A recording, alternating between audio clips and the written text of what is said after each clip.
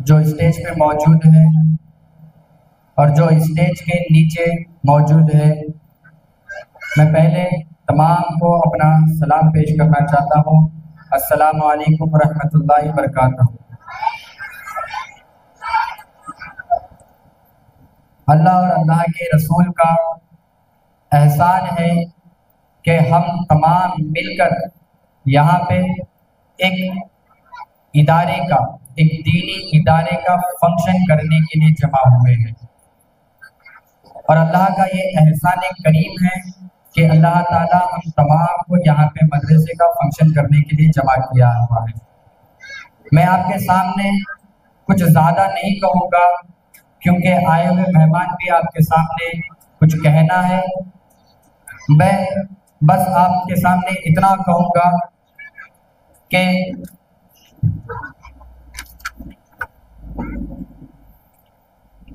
अल्लामा इकबाल जो एक बहुत बड़े शायर है, अल्लामा इकबाल फरमाते रहे हैं, लिखना नहीं आता तुम्हारी ज़बान पढ़कर, लिखना नहीं आता तुम्हारी ज़बान पढ़कर, हो जाएगी तेरी मुश्किल आसान पढ़कर, हो जाएगी मुश्किल तेरी आसान पढ़कर। पढ़ने के लिए अगर तुझे कुछ मिले, पढ़ने के लिए तुझे कुछ ना मिले, पढ़ने के लिए तुझे कुछ ना मिले, चेहरे पे लिखे दरूद के अनवान पढ़ाकर, चेहरे पे लिखे दरूद के अनवान पढ़ाकर, ला रैब तेरे रूह को तस्कीन मिलेगी, ला रैब तेरी रूह को तस्कीन मिलेगी। तू कुर्ब के हालात में कुरान पढ़ाकर, तू कुर्ब के हालात में कुरान पढ़ाकर, हो जाएंगी तुझे इकबाल जीने का करीना, आ जाएगा तुझे इकबाल जीने का करीना। तू सरवरे कौनैन के फरमान पढ़ा कर, तू सरवरे कौनैन के फरमान पढ़ा कर। और एक इकबाल और एक अशार क्या फरमाते हैं, शुक्र है कि मौत सबको आती है, शुक्र है कि मौत सबको आती है, मौत अमीर को भी आती है, मौत गरीब को भी आती है, मौत सबको आती है। शुक्र है मौत सबको आती है, वरना अमीर इस बात का भी मजाक बनाते थे कि गरीब था, वरना अमीर इस बात का भी मजाक बनाते थे कि गरीब था। नाज़रीन, आज हिंदुस्तान की सरजमीन पर, सारे आलम इस्लाम पर आज मुसलमान बहुत पीछे है। क्यों पीछे है? आज मुसलमान बहुत पीछे रहने का रीजन क्या है? एक ही रीजन है, वो है इल्म दीन। आज सारे हिंदुस्तान में, सारे आलम में मुसलमान पीछे रहने का एक ही रीजन है, वो है इल्म दीन। इल्म दीन आज मुसलमानों के पास नहीं है, आज इल्म दीन मुसलमानों के पास नहीं है। क्या मैं बार बार ये बात कहता हूँ कि अमीर और गरीब एक ही है, अमीर और गरीब एक ही है। अमीर और गरीब के बर्ताव अलग हो सकते हैं, अमीर और गरीब के बर्ताव अलग हो सकते हैं, अमीर और गरीब का खाना अलग हो सकता है ना, अमीर और गरीब का खाना अलग हो सकता है, अमीर और गरीब का घर अलग हो सकता है। गरीब के पास छोटा घर है तो अमीर के पास बड़ा घर हो सकता है। अमीर और गरीब के पास शोहरत दौलत अलग हो सकती है, अमीर और गरीब के पास शोहरत और दौलत अलग हो सकती है, लेकिन अमीर और गरीब की किताबें अलग नहीं हो सकती, अमीर और गरीब की इल्मी निज़ाम अलग नहीं हो सकती, अमीर और गरीब की इल्म अलग नहीं हो सकती। जो अमीर इल्म लेते हैं वही इल्म गरीब भी पढ़ते हैं, जो गरीब इल्म हासिल करते हैं वही इल्म अमीर हासिल करते हैं, है ना। जो अमीर जो एजुकेशन पढ़ते हैं वही गरीब भी एजुकेशन पढ़ते हैं। फिर क्यों फिर गरीब गरीबी होते हैं?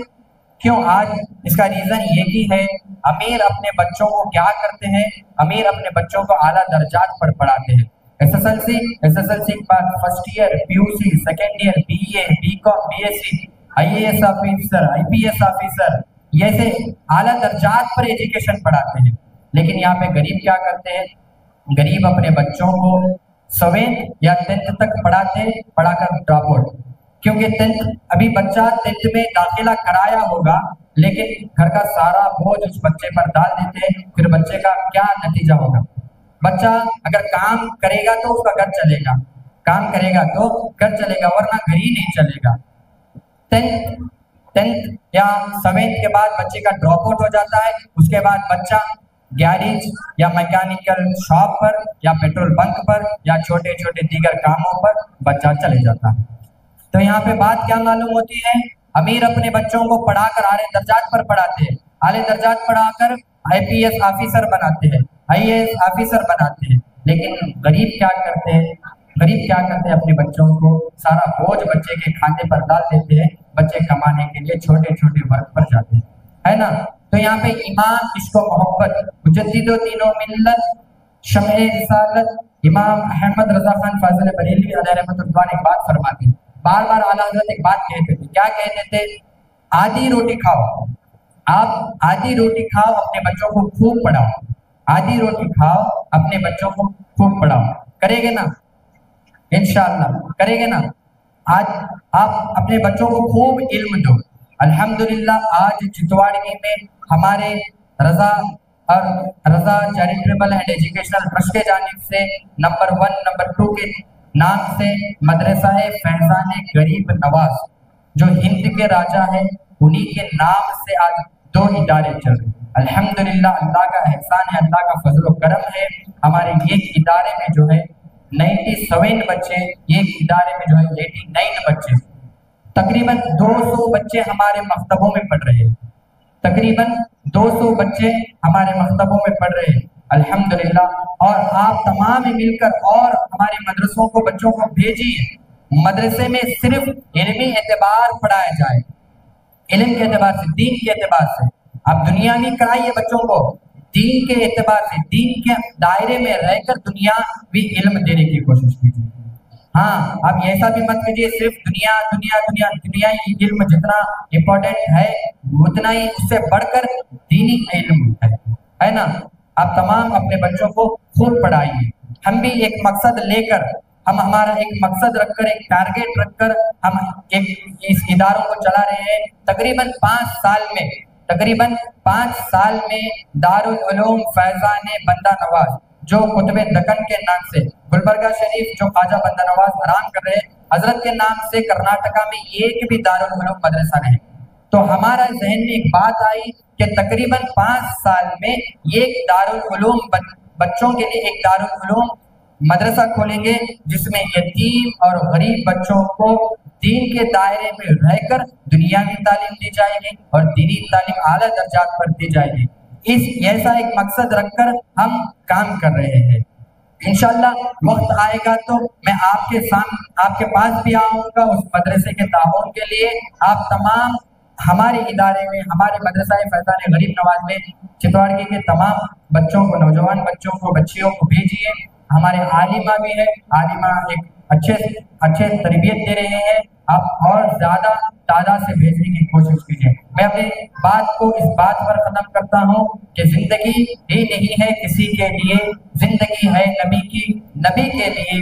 ना समझ मरते हैं जिंदगी के लिए, जीना मरना है सब कुछ नबी के लिए।